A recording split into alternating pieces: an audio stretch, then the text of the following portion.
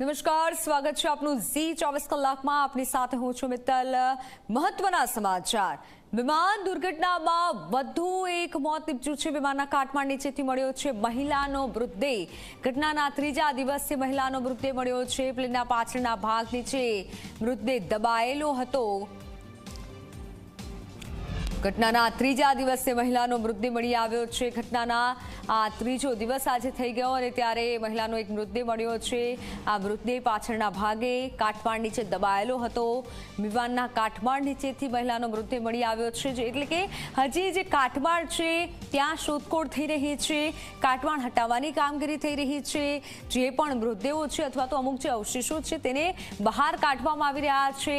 ત્યારે જે સુરક્ષા કર્મીઓ છે, શોધખોળની જે ટીમ છે તે સતત ખડે પગે છે અને કામગીરી કરી રહી છે। આજે ઘટનાનો ત્રીજો દિવસ આજે થયો અને આજે એક મહિલાનો મૃતદેહ મળી આવ્યો છે।